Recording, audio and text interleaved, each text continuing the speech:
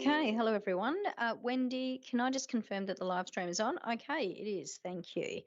Okay, so I have pleasure in opening the council briefing of the 5th of August 2025 at 6 p.m. and welcome all those in attendance. The City of Vincent would like to acknowledge that we're meeting on the lands of the Whadjuk people of the Noongar Nation and to pay our respects to elders past and present, acknowledging that as a City of Vincent we have a role to play in working towards reconciliation for and justice for First Nations people.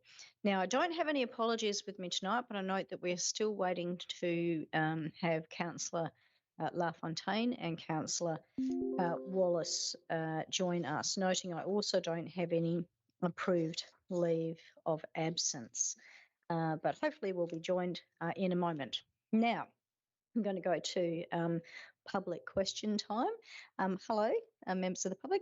Can I have an indication, please, as to whether any of you would like to address the meeting? If you have, Kev, great. Okay, so I'll just explain what tonight is. Tonight is a briefing session. It's not a decision-making meeting that will be occurring next Tuesday. This is an opportunity tonight for you to ask questions about matters that are specifically on the agenda. If you have a matter you wish to raise that's not an agenda item, hello, we've been joined by Councillor Wallace, hello. If you have a matter to raise that's not an agenda item, you'll need to wait till next week to raise it. What I ask you to do is to come forward to the microphone, please, just first in, first served. Please say your name and the suburb you reside in. That's all that you need to say. And please say what agenda item you wish to speak to, because what we're going to do is we'll be noting the questions, and also those items are going to be brought forward on the agenda, and we deal with those ones first, and then we will be going through and dealing with the rest of the agenda. Just going to be clear that it's a very large agenda tonight because this is the last meeting before we go into caretaker mode before the local government elections. So that's why we have a lot on the agenda that we need to be able to get through. If you're speaking on the same item as somebody else and you agree with what they said, it'd be good for time if you just say, really agree with what they said and maybe add your points or something like that, rather than repeating the same points, because we want to be able to get through tonight.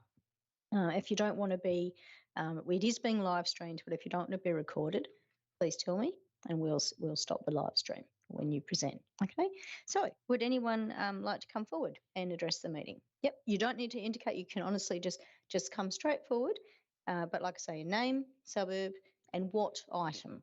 So okay, so my name's David Galloway. I live in Galway Street, so Leederville, and I represent Leederville Connect. And I want to speak briefly about the Leederville Place Plan, item 5.7. So we greatly appreciate what the council has done in giving this opportunity. Members of Leederville Connect attended the briefings, and we found that to be good. Many of the ideas that we have been putting forward over a number of years have been incorporated into this plan. It's not as visionary as we would like, but nevertheless we feel like it is a balanced document that represents where the council is at and also where the community is at. I want to speak about two things specifically. One is to do with parking. One of the things we noticed during the consultation process is that there were two groups of people. One is said, look, let's try and change how we do things. We don't have to have everybody turning up in cars. And so we in Leederville Connect strongly support the council taking a positive action in that area. The other group were pretty self-interested. They own businesses. They wanted more parking. We would strongly encourage you not to give in to those interests. The second one is the trial of pedestrianisation of Oxford Street. We think this is a very good idea, particularly doing a trial, because pedestrianisations are sometimes can be negative, but I think the idea of a trial is a very, very positive thing. So overall, we would lend our support to the place plan, and we would encourage the council to accept it and endorse it. Thank you very much. Would anyone else like to address the meeting?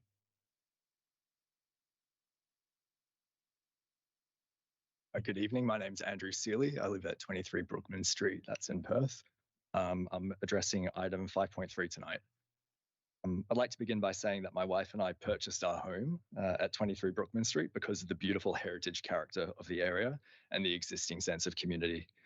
We feel incredibly lucky to live in a precinct where Federation-era homes like ours aren't just preserved, they're lived in, they're used, and they're respected.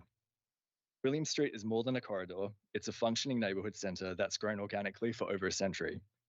Character is now under serious threat. The draft William Street planning framework is flawed not only in vision, but in process. There are significant discrepancies in data classification used to justify the framework.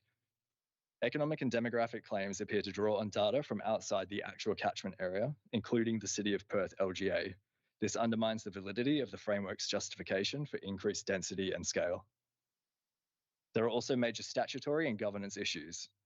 The reclassification of William Street as a district centre was done without the required needs assessment or strategic justification under the State Planning Policy 4.2. The change was not included in the scheme text, yet somehow it appears on the zoning map. That raises serious questions about transparency and procedural integrity. Further, the framework proposes building heights of up to 20 stories adjacent to state heritage listed precincts like Brookman Street and Moir Street.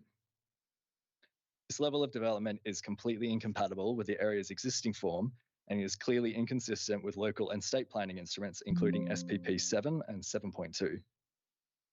Compounding these issues is the erosion of heritage protection. Local development guidelines specific to William Street and Brookman and Moir Street have been repealed and replaced with broad performance-based policies. These provide no real safeguards for such an historically sensitive precinct. Finally, while the city promoted community engagement, it's clear that the final framework does not reflect the values and feedback of these residents. Clear, we support sensitive, well-planned infill that protects heritage and scale. Instead, we're presented with a framework that prioritizes commercial intensification and nightlife activation, pushing William Street towards becoming an extension of Northbridge. I respectfully urge the council to reject the framework in its current form, rescind the district centre classification, reinstate place-specific heritage protections, and redraft the framework through proper statutory processes using accurate data, legitimate boundaries, and real community engagement. Thank you for your time. Anyone else like to address the meeting?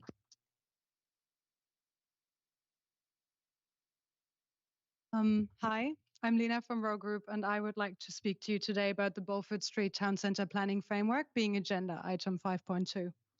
We are representing the landowner of 581 Beaufort Street, more commonly known as the Hungry Jack site, and we have previously made a submission on their behalf as part of the community consultation period. We welcome the city's work along Beaufort Street, however, we originally expressed some concerns regarding the advertised framework. Our client is a strong advocate for a thriving Beaufort Street and believes this will only be achieved with a future-looking planning strategy, which provides for increased density and activation to support the retailers, but also provide enhanced community amenity. Concerns raised in our submission were focused mainly on 2 points. Firstly, the landowner who owns the Hungry Jack site also owns the 2 properties to the west of that site, being number 2 and number 4 Vincent Street. The advertised draft planning framework limited the development potential at the site, as the 3 lots weren't treated as a single consolidated entity, but rather split across 2 different precincts, with one of them, the Hungry Jack site, being a strategic development site capable of 16 stories, whilst the adjacent buildings number 2 and 4 Vincent Street were maximum of 2 stories. This made density transitions difficult, if not near impossible to achieve. Secondly, whilst we support the intent of a community benefit framework, there were concerns around the calculation methodology thereof. The proposed methodology lacked transparency and rationale and applied a blanket approach of 3% of the contract value. Our client supports, therefore, the amendments that are reflected in the council report today. With respect to our client side, all 3 lots are now identified as a strategic development site, and greater flexibility has been granted to adequately manage these transitions. This is overall positive and will assist in an enhanced build form outcome. In addition, the city removed the 3% approach from the community benefit framework and provided a needs analysis, providing clearer and more transparent direction. We are also supportive of this as it provides needs and nexus and will also provide for more targeted community benefits along that area. Therefore, we would like to speak in full support of the revised Beaufort Street Town Centre Planning Framework. The city has shown they are a forward-thinking municipality that is open to explore development opportunities when they arise. They've made the necessary changes to better enable the site to unfold its full potential and to really become that strategic development site that was envisaged. In this regard, we look forward to continuing to work with the city to explore the opportunities to develop the site. Thank you.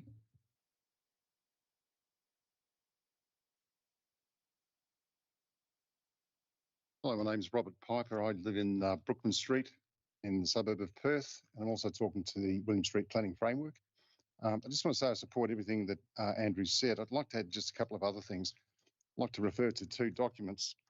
First is this one, State Planning Policy 4.2, Activity Centres. This defines the hierarchy of activity centres. It also defines the district centres, which can only be set at a state government level. They can't be invented by local government. Point out on page 17, has a list of all the district centres in Perth. For the North Metropolitan Perth and Peel Region Scheme area, which City of Vincent falls into, there are four. There's Fitzgerald Street, Glendalough, Mount Hawthorn and Mount Lawley Highgate. William Street isn't there because William Street is not a district centre. You've been misinformed. I'd also like to point to this document, which was sent by email to the Mayor and Councillors and CEO on Friday, along with a letter by 27 co-signatories. I was one of those co-signatories. It's a pretty forensic review based on data in the public domain on how William Street has come to be misclassified as a district centre. Also how there seems to have been some unusual practice in the reallocation of density infill targets. Also how the documents which provided some protection to heritage areas have changed so that this could now go ahead and construct up to 20 stories next door to, legally adjacent to the biggest heritage area, the most significant heritage area in the City of Vincent. In fact, the largest listing on the Heritage Council's website, and not trigger an impact assessment as a result of the changes that have been made. It points to a lot of very unusual practices. It raises a lot of questions. In addition to what Andrew's asked for, I'd ask the council to consider an independent objective review to forensically have a look at some of the questions raised by that report. Can I table those? We've actually all received it, so it doesn't need to be formally tabled, but thank you.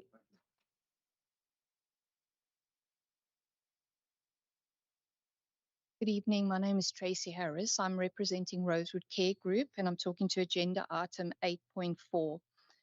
As outlined in the council report, Rosewood has submitted an offer to purchase the land located on 26 Brentham Street.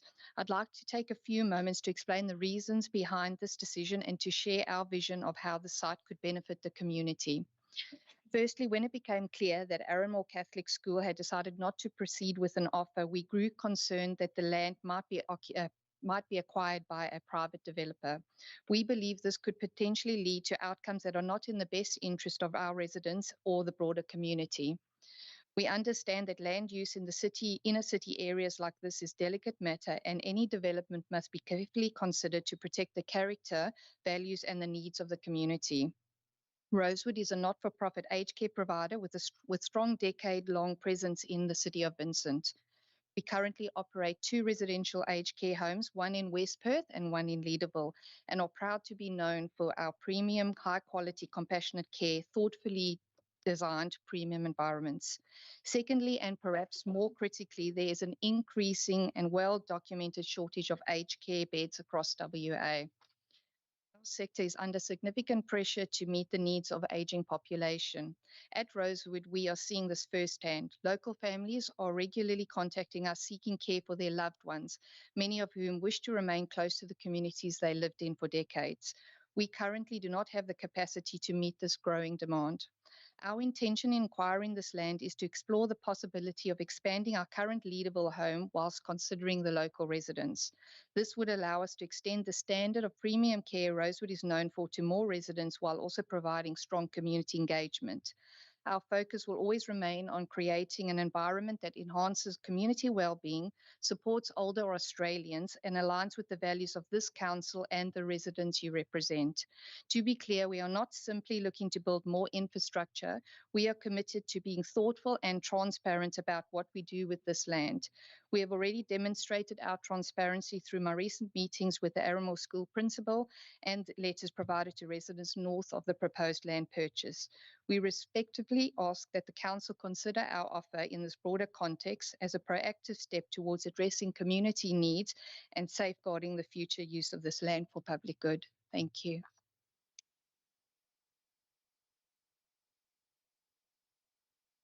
Hi, my name is Claire Voss. I'm living 23 Brookman Street in Perth. Obviously, I agree with what Andrew, Celia, and Rob have said concerning the NZF 5.3.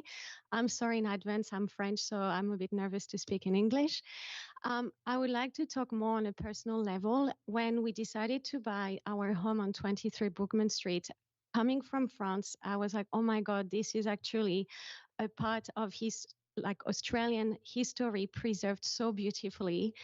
And this is amazing. And I trust that the city of Vincent is going to do everything they can to really preserve that beautiful area. We're also in the time of starting a family, and I know what happened to our beautiful home when when the tunnel was built, and our homes are still suffering consequences from that building. And we are at the time where we're thinking of bringing young families to those homes, where we still have problem from, houses a little bit collapsing and things like this. So my question for the city of Vincent is, what are you prepared to do if when you're going to build a 20-story building right next door to those homes that are so fragile and vulnerable, if our home are again gonna struggle and collapse, we don't have the money to actually repair those homes.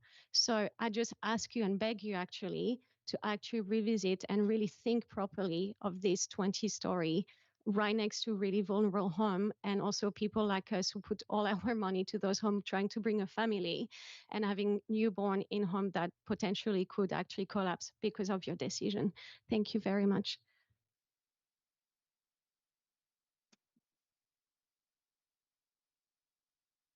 Carol Scaife of Moir Street, Perth, agenda item 5.3. I agree with everybody else who's spoken on this agenda matter. So I'll just summarise a couple of other items. The City of Vincent in 2016 was awarded was a co-winner of the Heritage Award for Conservation or Adaptive Reuse of a State-Registered Place, which was the Moir and Brookman Street precinct. The City of Vincent was the winner of this, not the residents. And you would have thought that council, who had taken such pride in the heritage area, would have not changed their minds and proposed such a large development, not only the 20-story development on the current Toyota car yard, but the high-scale development all down William Street from Newcastle up to Bulwer Street. I also was just comparing a similar sized site. So there was a comment in the documentation, which I found that I found it hard to believe that any of the residents would have agreed that reducing the setback, excuse me, I can't find where I've written this, that the setback of the lower portion of the multi-storey development down from 4 levels to 3 was an adequate protection of the heritage precinct that is directly adjacent. The roads surrounding the development are not main arterial roads. They are all one lane each way, and one which is one lane, and you have to pull over to the side to pass. So this sort of scale of development, size of development, is not consistent with the area. And any of the developments that have happened in the past 20 years along William Street, Newcastle Street, they have all damaged my house due to dewatering, piling, and all the other sorts of heavy development occurs. And Thank you. Does anyone else wish to address the meeting?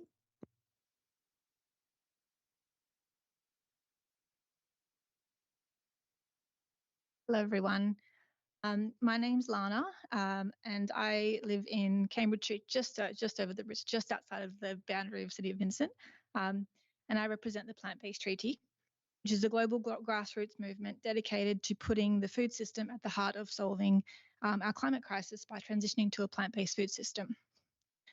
I've put in a submission to the Enhanced Environmental Strategy and Sustainable Vincent Framework, and I've contacted a number of you about this as well. Because we know that in regards to including food-based strategies in your plans, because we know that the food system is an enormous contributor, not just to climate change, but to biodiversity loss, water consumption, land use change, and deforestation, and a host of other environmental and social issues. I want to say thank you very much for considering our submissions. I read your report, and although you've said that you've chosen not to update your those two documents at this time, you've said that the most appropriate place for this is in your climate change transition plan, which will be released in the next year. I wanted to make the point that the food system isn't just about climate. So as I mentioned, there's about a lot of other issues that I mentioned as well. So I would have loved to see the food system addressed in those broader sustainability documents, not just a climate transition plan. However, having said that, as part of updating your climate transition action plan, is the City of Vincent planning to join 45 other progressive cities, including Edinburgh, Amsterdam, West Hollywood, Los Angeles, and also here in Australia, Darebin in Victoria, to officially endorse the Plant-Based Treaty and demonstrate your commitment to addressing this crucial part of our sustainability issues? Thank you.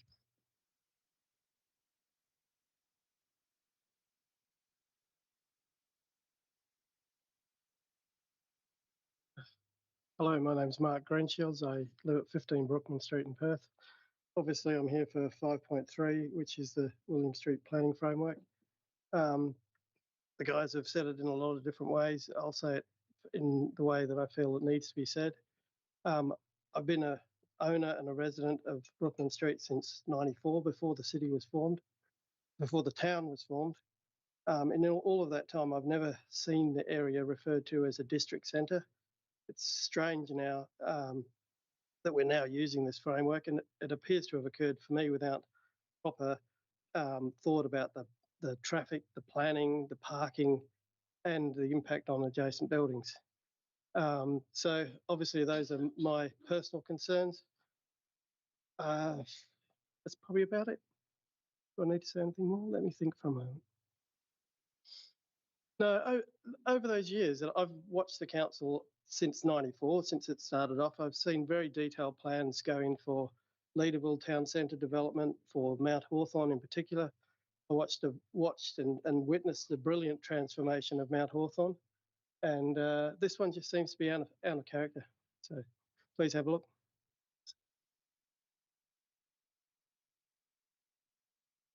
Does anyone else wish to address the meeting? Okay, so what's going to happen is that a summary of your remarks are going to be included in the minutes for the next meeting, and councillors have been taking down the questions that have been asked, and we're going to be going through the agenda now. Those items, the 5 items that have been mentioned, are going to be the first ones that we deal with, and we're going to be dealing with it in the order in which they've been presented.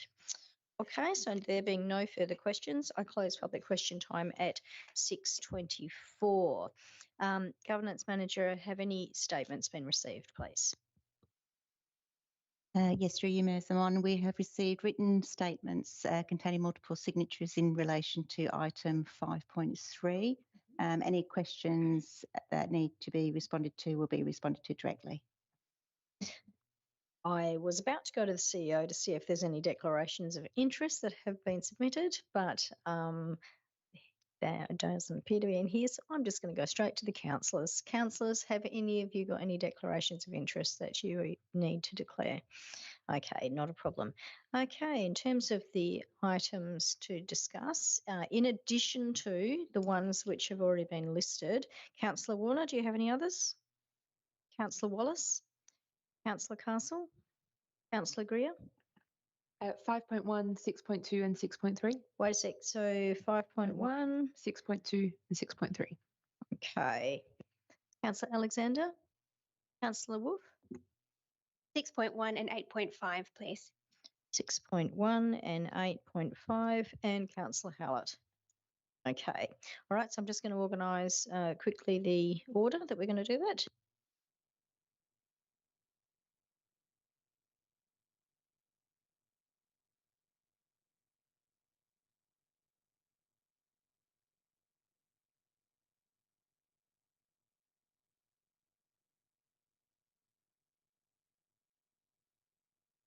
Okay, so I'm going to move straight to item 5.7, Draft Leederville Town Centre Place Plan 2025 to 2030, approval to advertise. Has anyone got any questions pertaining to this item? Okay, moving on. So 5.3, outcomes of advertising William Street Planning Framework. Does anyone have any questions pertaining to this item? Councillor Wolf. Thank you, Mayor, and thank you to all the residents who've come tonight to express your views and also for expressing them via the report that we received. I just wanted to take it back to basics, please, and pick up on one of the main questions that was asked in the report, which was around what's motivating the need for high density development in this area. That has remained largely the same for quite some time. So I was just wondering if we could get some commentary around that context, please, as well as what the implications are if we don't move forward with this framework. Thanks. Mayor Simon, there's a couple of drivers. So the city's local planning strategy at the moment talks about creating bespoke town centre planning policies to guide the redevelopment of all of our town centres. So that includes William Street as well as Mount Hawthorn, Beaufort Street, Leederville. Second driver comes from the state government's infill density targets. So their policy sets out the city to accommodate 11,500 new dwellings by 2050. The city's local planning strategy, as well as the state government guidance, is for those to be located in activity centres or other town centre areas where there is a level of high amenity. The intention of that is to reduce development pressures in surrounding lower density residential areas. So the intention around the William Street planning framework was to provide a bespoke planning framework that guides the redevelopment of the area and can accommodate additional dwelling yield within a contemporary framework. Thank you for that. And the next question I had was around how future-proofed we see this document being. It's absolutely critical that we take on board the community feedback, and we've received a lot of community feedback around this item. But it also won't be ideal if we're back here reviewing the framework shortly or having to impose height restrictions anyway because we aren't meeting those targets, or if the opportunities for development aren't financially viable. So under this modified framework, how future-proof do we see that being? Through you, Mayor Simon, the city's intention was to really try and strike a balance between supporting infill in a well-located area, but also minimising impacts on the surrounding lower density areas. So that's really been the driver behind some of the more modest height changes and focusing on two particular strategic sites, which again aligns with the city's planning strategy. I suppose in terms of implications,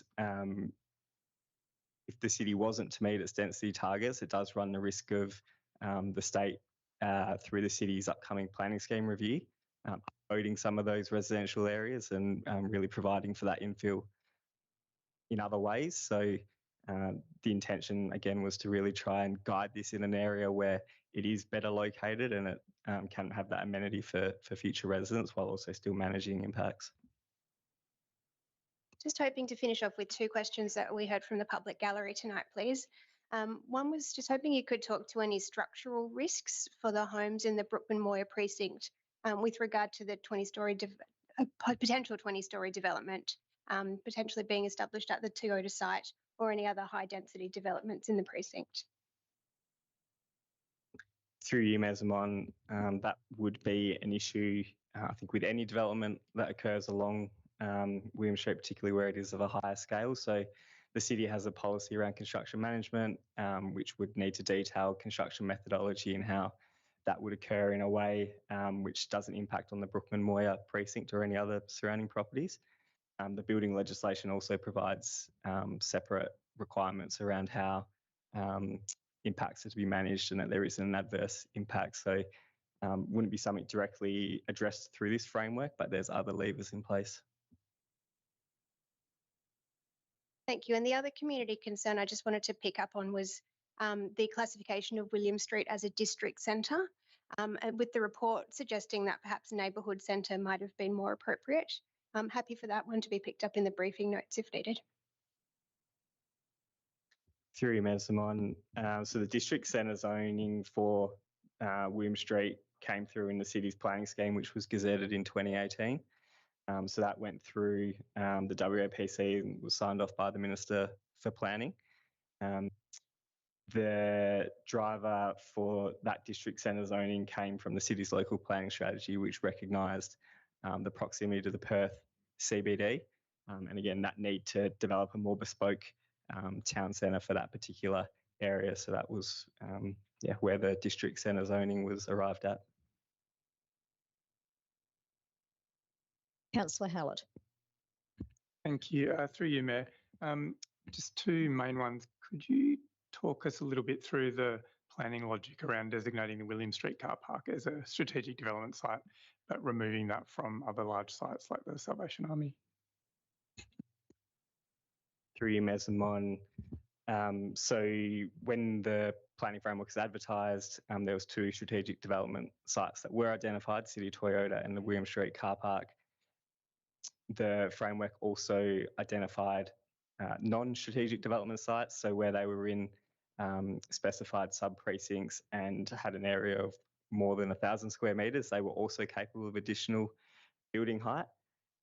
Through the community consultation and feedback from the DRP, as well as some of the discussion that we heard at the February council meeting, we opted against nominating non-strategic development sites and have instead gone down a route of including within the planning framework that there is the opportunity for discretion to be exercised for building heights. That is the role of the policy. So it's not necessary for us to, I suppose, highlight other opportunities. Instead, we provide guidance around how that discretion should be exercised. So if we do get a better development outcome that does exceed the acceptable standards, is a high standard design, meets the objectives and delivers community benefits, that could be supportive irrespective of whether it was a particular size or not. Thank you. And just connect to that, this is, I guess, partly the tensions that we have to manage in planning. But could you talk us through originally there was the specification of the 1,000 square metres and then also a specific 16 stories.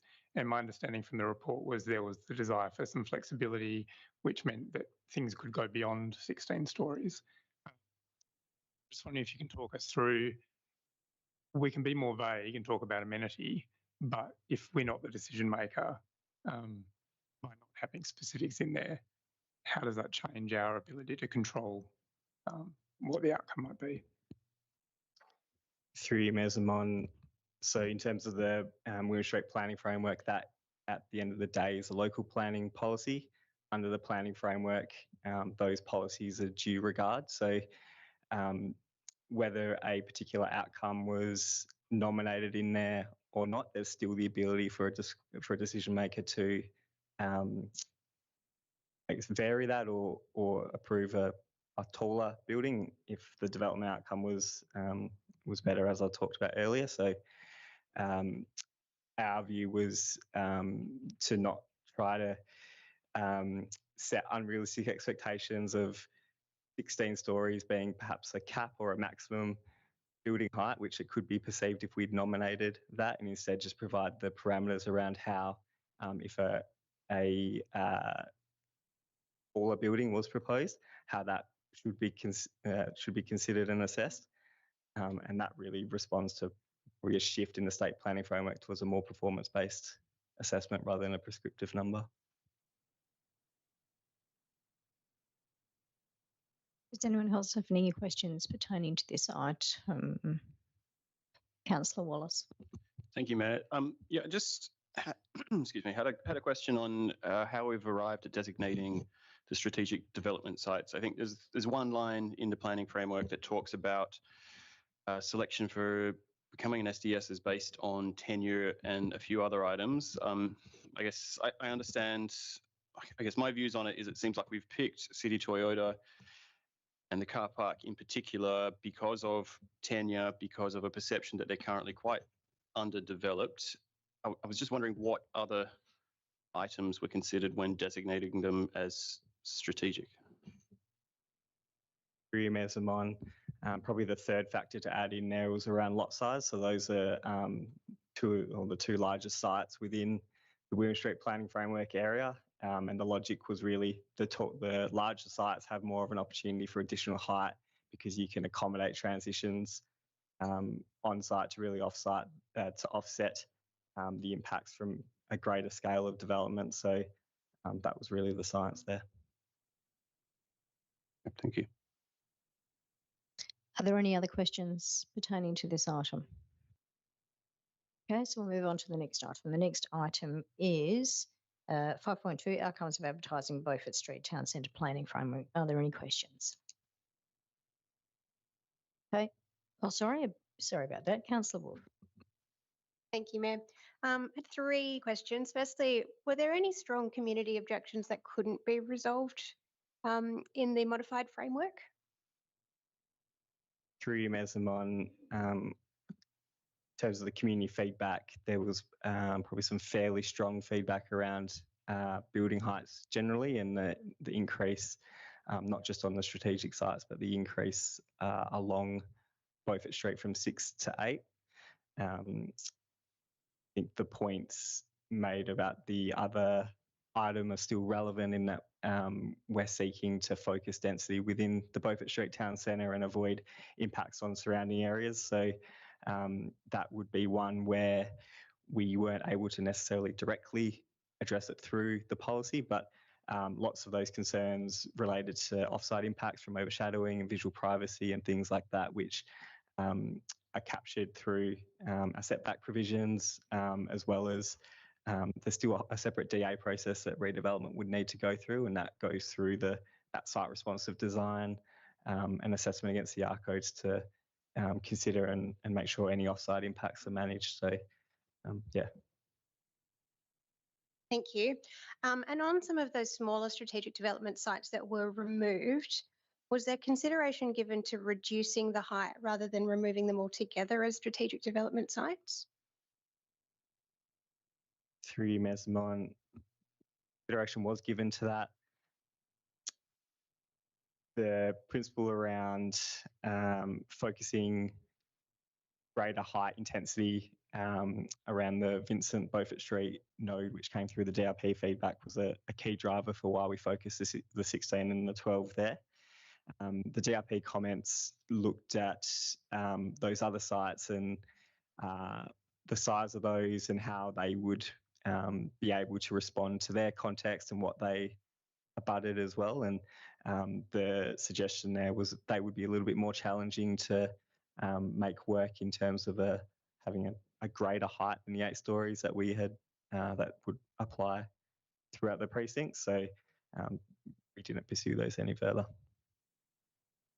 And the last one I had was that I noticed that there had been some consultation with the City of Stirling. I'd wondered if there'd been any research or conversations that might tell us how this proposed framework would align with or differ with the planning controls along that section of Beaufort Street that's within City of Stirling's jurisdiction.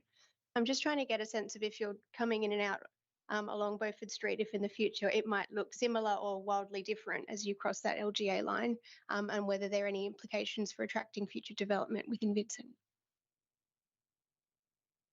Through you, Mayor Simon. So we consulted with City of Stirling. We didn't get any feedback from them, but when we were preparing the policy, we also looked at what the City of Stirling had for the northern section. So we're fairly comfortable that they speak to one another, but also reflect Vincent's context. Any further questions in relation to this item? Okay, so then I'm going to move on to item 8.4, offer for sale lot 823 on deposited land, 26 Brentham Street, Leederville. Are there any questions? Councillor Greer. Thank you, Mayor Zamon. Just a first question for the administration through you. I was just curious of when the market valuation was conducted and any reflections on the accuracy of the 2.99 million valuation. Through you, Mayor Simon, the valuation was undertaken in mid-April this year. Thank you. And any reflections on the accuracy of that? Through you, Mayor Simon, no, we're fairly comfortable. We've used that valuer previously, so we're fairly comfortable that it's accurate. Excellent. Thank you. My read of the property investment and disposal policy requires us to consider that the sale price would be equal or more than the current market value, unless council can justify the circumstances to sell the land for less. I was just hoping you could speak to the justification you see to sell that for less than the market value. Through you, Mayor Simon. So there's a couple of key reasons which we've outlined in the report as to why we would recommend accepting the offer. Aaron Moore and Sisters of Mercy were offered the chance to purchase the site in 2022 and 2023. Both declined that offer, and the advice from the city's valuer is that because of where the site is located and that it abuts both Rosewood and Aaron Moore and then has a right of way to the north, Rosewood would really be the only likely purchaser of the site. Through the gallery, we heard about what that could look like in terms of the community benefit, and I think there is a consideration about what a likely development could mean on that site. When previous consultation happened on selling the site in 2021, there was a lot of feedback received to the city about impacts on the school, and if you were to have residential development there, there's a concern around overlooking into the playground of Aaron Moore. So I think Rosewood, being a non-residential development and a chance for that to expand, would be a good way of kind of managing those impacts. The site's zoned as residential R60, so it could have up to 11 townhouses or 20 apartments, which is a fairly significant scale, and it's a bit of an odd shape as well in terms of designing. So I think that the nature of what Rosewood would intend for the site might be a better outcome more broadly. And then the third is, I suppose, about speed. There's an opportunity for us to really conclude the sale within the next sort of 3 months with Rosewood if council chooses to accept the offer. If the offer was declined, we would go through a public tender process, which would take between 6 to 8 months to complete. And I suppose there's no guarantee in that we would get a better offer. Thank you. So just to clarify, if council chose not to accept that offer, what would be the consequence and the process from here, from your perspective? Through you, Mayor Simon, if the offer wasn't accepted, then we would proceed to a public tender. So that would involve getting some real estate agents involved to market the site, prepare the documents, put that out for a period of time, and then review any offers and another report to council on whether to accept the offers or not. Excellent, thank you. And just my final question, changing slightly, I understand from the brief, which spoke a lot about the proceeds of the sale could update the amenity and enhance the existing public open space. Just curious if we've had any further thoughts around the opportunities we see to create more public open space in Mount Hawthorn and Leederville and use those funds to create new ones, not just update the amenity of our existing public open space.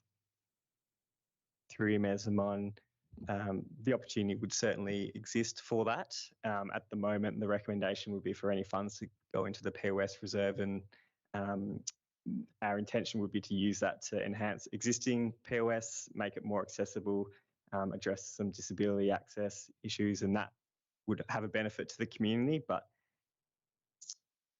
there wouldn't be anything to stop us pursuing other options.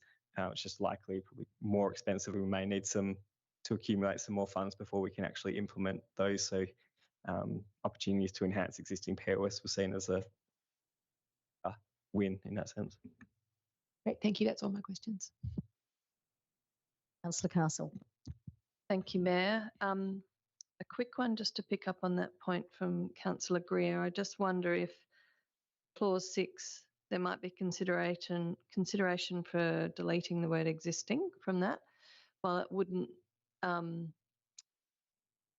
preclude the opportunity to use the funds for existing POS. It doesn't also limit that if you remove that word. That's just a thought bubble for next week. And I had some questions around the consideration for council. So if part of the justification for accepting or potentially accepting a price that is lower than the market value is the promised community benefit and development that Rose would have discussed using this property for, what controls does council have for what might ultimately be built on this site once it's sold to a third party? Through you, Mayor Simon, I wouldn't suggest that we accept the offer purely on a promise. I think there's limited controls that we could put in place once the site is sold. So there would always, I suppose, be an inherent risk of what may occur. I suppose any development on the site would need to be assessed through a DA process and go through that rigour. I think the opportunity for Rosewood to expand would be likely a lesser intensity than what could happen if you went to the open market and you had a genuine developer pick it up. So I suppose that was the context of my comments previously.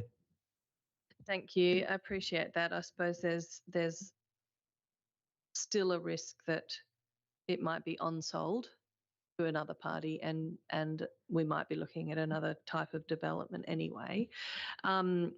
Would I be right in saying that what is being suggested by Rosewood is likely to go to the DAP or higher and not come to council? Through you, Mayor Simon, it would depend on what was proposed and what the value was. If it was the value of more than 2 million, they would have the opportunity to opt into the DAP. Probably not much more to speculate apart from that. Councillor Wolf. It was useful to have Tracy Harris here to talk a little bit about what might be proposed on the site in terms of additional beds. But my question is, above that information, do we have any sense of what actually might be put onto the site? Because it's quite important for us to know in terms of justifying a below market price, what it is that we'd be getting on that site. I had a look at some previous media from about 2022, and there was talk of a dementia garden. There was also talk about an NDIS accommodation that might be leased out. Do we have any further information? Thanks. Through you, Mayor Simon, no, nothing further than those concepts. In speaking with Rosewood, I suppose they're not at that point of having enough certainty around whether they would have the site or not to go to that next stage of actually developing plans and cementing that concept. So we wouldn't have that at this stage. And just picking up on some of the previous questions, is there any scope to include conditions on an acceptance if we were to accept, such as demonstrating community benefit or minimising any adverse impact on the school? Through you, Mayor Simon, I might take that one on notice. Councillor Wallace. Yes. Thank you, Mayor Simon. Yeah, just picking up on Councillor Castle's comments as well, is there any opportunity to put anything on title prior to transfer regarding future use of the lot? Through you, Mayor Simon, I might package that one up on briefing notes as well. Okay, are there any further questions in relation to this item? Okay, so I'll move on to the next item. And the next item is 5.4, outcome of advertising, sustainable Vincent framework and enhanced environment strategy. Are there any questions pertaining to this? So, Councillor Greer. Thank you, Mayor Zaman. Just to pick up on the comments that were made in the gallery tonight, if administration could just speak to the considerations around the plant-based treaty and why perhaps it, in your view, doesn't quite fit in this document. Through you, Mayor Zaman, certainly. So we received a number of submissions that were seeking for the plant-based treaty to be addressed through primarily the Sustainable Vincent framework, but also the Enhanced Environment Strategy. The intention around the Sustainable Vincent framework was really more of a higher level and overarching, more of a, I suppose, a governance framework which assigns responsibilities across the organisation to delivering improved sustainability outcomes. So it probably wouldn't neatly fit there. The Sustainable Vincent framework does, I suppose, reinforce the city's commitment towards the net zero by 2030. So a loose link, but it still doesn't neatly fit. The enhanced environment strategy is really confined to the themes around greening, water and waste. So probably outside of the scope of the enhanced environment strategy. The best place for it to really be addressed would be through our future climate transition action plan. I think as the gallery had alluded to, that's where we would really be able to expand on the pathway to net zero, considering emissions and climate change, and the plant-based treaty would really have more of a role in that specific level of detail. So for those reasons, I don't think it's necessary for it to be captured in either of the documents up for tonight, but certainly something that we would look to address when we move on to preparing the Climate Transition Action Plan very shortly. Excellent, thank you. I look forward to that. My next question, similar in the document, talks about how the city should focus on reducing the hard stand in the public realm, particularly. I'm just curious if you've got any reflections on the role of us, of course, noting our commitment to accessibility, but perhaps superfluous pavement or hard standing. Through you, Mayor Zaman, yes, that is certainly a delicate balancing act. The key opportunity that we identified to depave really comes through the underground power, with Western Power looking to dig up verges, and so it's an opportunity for us as that process to get rid of hard stand and reinstate the verges at the end of the various project areas with a better solution. So that's really one of the key ones that we would be focusing on to get that goal. Excellent, thank you. And just my last question on that, does that fall, and perhaps I've missed that, does it fall within a particular policy or strategy currently, or is that more of a, we're using the opportunity of the underground power and making the most of it when we can? Through the chair, I could probably cover that. It's certainly being taken into account under water sensitive urban design, looking at hard stand and then looking at permeability of that hard stand is an approach that we're looking at currently. The work we're doing currently around Menzies Park with the car parking and the drainage cells is tied with that. So some of the car parking that's being installed is going to have semi-permeable paving, which the runoff also leads into green space and then also into the drainage catchment and infiltration cells. So that's almost standard operating procedure where we can manage that scale of project. Excellent, thank you. That's all my questions. Councillor Hallett. Thank you, Mayor. Just to jump back to the plant-based treaty queries, I just want, this can be in the notes, but I'm just wondering, reflecting on those comments, a lot of the enhanced environment strategy is focused on, I guess, water use in the city, tree canopy in the city. So I understand that there's a sense that looking at, livestock, etc., is impacting the environment elsewhere. But there is stuff in there around procurement and circular economy, which is around consumption and fleet changes as well, which is also not necessarily a direct Vincent impact only. It has a broader impact. So I'm just wondering if maybe you could just reflect on a range of other areas that it could align with. Through you, Ms. Morning, we'll take that one on notice. Okay, I just had a comment as well. And on a similar vein, I was wondering, because I'm certainly persuaded that the plant-based treaty has a place in the climate change policy. I'm not sure if we need to also exclude it from here, but I would also, on the same note, wondering about the public health policy or our healthy foods policies, those sorts of things. I'm wondering, there's a range, it's such enormous and significant part of sustainability that I'm wondering if there's a range of areas that we could potentially look at that. Okay, so I just wanted to pick up on that. Councillor Castle. I know I'm happy to have that in the notes too. Thank you. Councillor Castle. Thank you, and I'd add the grading plan to that as well. But I just want to pick up on the point about hard stand. We've talked about this before. I understand that in a not too distant future we'll be reviewing the policy that relates to verge hard stand and the community's opportunities to apply to do that. I'm also wondering if any auditing work has occurred to try and measure the amount of hard stand we have on city-owned or city-owned verges in particular, because I would suggest that there's probably a lot of paved verges that haven't followed the process for approval. Through the chair, yes, the policy paper, initial policy paper for the review of that policy should be coming through this month.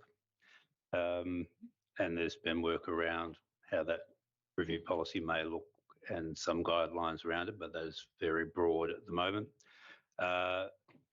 I couldn't say that we have actually undertaken an audit on hard stand of verges.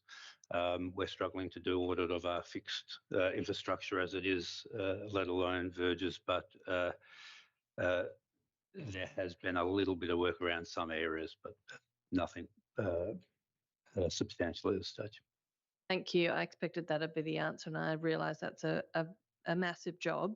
I suppose what would be useful to see in relation to that policy review is the estimation of what the impact might be and what the amount might be, because part of that review should probably be considering targets and what's reasonable, what's actually out there, and what we might be comfortable with accepting, and also where we can be providing incentives to not pave your whole verge. Thank you. Through the chair, I think that was a rhetorical question, but I look forward to articulating some of those items in the policy paper. Yes, thank you very much. Are there any further questions in relation to this item? Okay, move on to the next item, and that is 5.1, outcome of advertising, local planning policy, short-term accommodation and local planning scheme. Okay, so yes, Councillor Greer. Thank you, Ms. Amon. A few questions from me. Yes, very broadly, I'm really excited about where we're getting to with this policy. But I just wanted to confirm my understanding. So we've had some discussions around what it would mean to have a prohibitive or X use in residential zones. And our biggest concern with that, if I understand it correctly, is that that's unlikely to be supported by the minister. Is that correct as our key blocker for that? Through you, Ms. Amon, the guidance that the state government provided when it published its reform to short-term accommodation and when it wrote to the city advising of the need to update the scheme, talked to it. Most of short-term accommodation should be capable of approval wherever a dwelling is capable of approval. That's because I suppose the the way that it operates. So in the city's planning scheme, a dwelling is capable of approval in all zones. So I think based on the advice that we've received and that has been published, I think it would be unlikely that a blanket X use in a residential zone would be supported. Thank you. I understand the draft policy we've got is that has a location criteria, including within 400 metres of a tourist destination or high frequency bus route. I'm just curious how we are defining tourist destination and high frequency bus route or high frequency public transport route.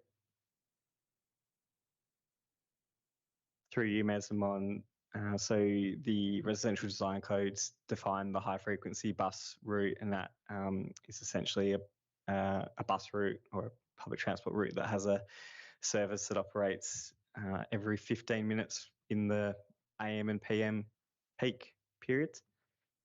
Was there a second part to that question? Yeah, just how we're defining tourist destination. In terms of tourist destinations, so the policy uses the term recognised tourist destination and gives examples around cultural precincts, major recreational attractions or activity centres. So it would be the sorts of things like HBF Stadium or around any of our town centres like Beaufort Street or William Street, those sorts of areas. Thank you. I have had a look at the City of Busselton's policy. In addition to having the preferred areas, they've also listed non-preferred areas where they've put on a map particular parts of suburbs where they've put that short-term accommodation is not preferred. And from my perspective, that gives a bit more protection to our residential zones. Has administration considered something similar of including non-preferred areas in our draft policy? Through you, Ms. Amon, yes, we looked at the Busselton approach. From the draft policy, I think we followed a similar approach where we articulate what the preferred areas are, which is within our centre zones or within our commercial areas. And then I suppose stricter requirements around if you are going to be in a residential or mixed use zone, particularly needing to be adjacent to non-residential uses. My view would be that offers a similar level of protection without needing to draw it on a map. Thank you. And then just to parking, I really like that we've got the minimum number of parking bays, but just to clarify, does that include access to shared visitor bays or is it a bay allocated to that property?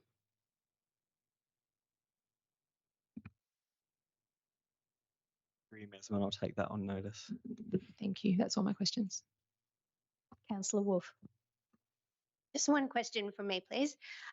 Where we talk about unhosted STRA to be located near noise generating non-residential uses or where ambient noise exists, I'm just wondering about how that assessment is made.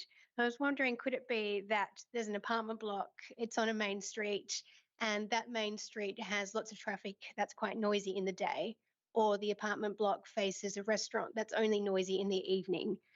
Could we potentially then see an unhosted STRA operating there? Through you, Ms. Amon, the intention around the policy is really to guide when the city exercises its discretion when we're considering the applications for the unhosted short term. So some of the clauses we've worded in a way that where there is effectively a performance-based assessment needed, and that would be one. The intention is really to make sure that they're located, if they're going to be located in residential areas, which is not a preferred area, but they do so if they're adjacent to a non-residential use. So if you used an example of the cafe that only operates at night, I think a relevant consideration would still be what happens during the day. So it would need to really look at what the nature of that business is and how that would intersect with introducing a non-residential use into that setting. Are there any further questions in relation to this item? Okay, so the next item is 6.1, pavement marking services. Councillor Wolf, you had some questions. Just one question, please. So for this item, we only received 2 bids, which seemed relatively small for a multi-year contract. So I understand that the preferred submitter was the best respondent in terms of scores. But how confident are we that the city is achieving best value for money with only 2 bids?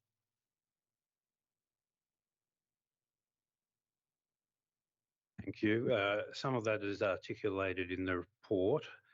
We are pretty confident on the best value, given that there is not a great number of line marking companies operating, and those line marking companies that operate and may also work for Main Roads WA, which does a significant amount of line marking, we have a high level of confidence for. So that's taken in. I can clarify that more in the briefing notes.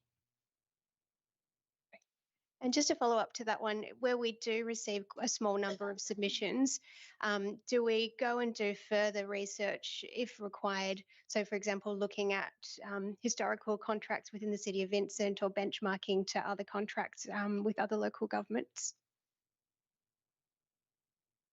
Through the chair, generally, yes, we'd like to make sure that we are getting best value through that process based on receiving one, even when it comes down to one tender, we'll assess it, we'll get it independently reviewed as well through that process. So we do go to that length. Any further questions? Okay, the next item is 6.2, supply and laying of curbing. Councillor Greer, you had some questions. Just one question. Thank you, Mayor Zaman. Just reflecting on how respondent 2 was cheaper than respondent 3, not by much, but with the number of pram ramps and things we could do with, it's still meaningful. Could you, however, the brief talks to how there is perhaps more risk going with number 2, not number 3, so as not choosing not to go with the cheapest option. Can you talk me through the risk that you see with going with respondent 2, the cheaper one, rather than respondent 3? Thank you, through the chair. Discussion around the risk is in the report. I can't recollect exactly what that articulates, but we'll cover that off in the briefing tender. I'm just looking up on the screen. Notice that our Manager of Engineering, Luke McGurk, is online. Whether he can make a comment on that. Thanks, Peter. Through the chair, I believe the qualitative criteria holds the most weight, and the qualitative criteria for that contractor scored higher than the other person, and I do feel the price was very similar. So qualitative criteria comes down to quality, could come down to safety, and can manage the works more efficiently. Thank you, that's all. Any further questions on this item? Okay, next item is 6.3, concrete crossovers. Councillor Greer, you had further questions. Thank you. Just one point of clarification. In the risk assessment table, well, we recommended going with respondent 1. However, in the risk assessment table, it does say the contractual risk is moderate, but through the text, it talks about how it's a low risk. Just clarifying if that is the moderate there is a typo, or if actually it is low risk, or if you consider it to be a moderate risk going with respondent 1. Through the chair, I'll need to just double check that in the briefing papers. There was a few typos through that report prior to it coming through council, which I picked up, and I may have missed that one. So we'll just double check. Thank you, that's all. Any further questions in relation to this item?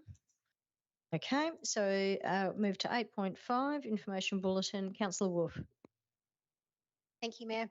In the briefing notes is totally fine. I'm just wondering if we had an approximate date or time frame for the installation of LifeVacs. I thought it might be nice to consider inviting Brian Omondi for that installation once we have a date. Through the chair, certainly could. Okay, are there any further questions in relation to this item? Okay, so I thank the public and the live stream viewers, and I close the meeting at 7:09. Wendy, you can stop the live stream. Thank you.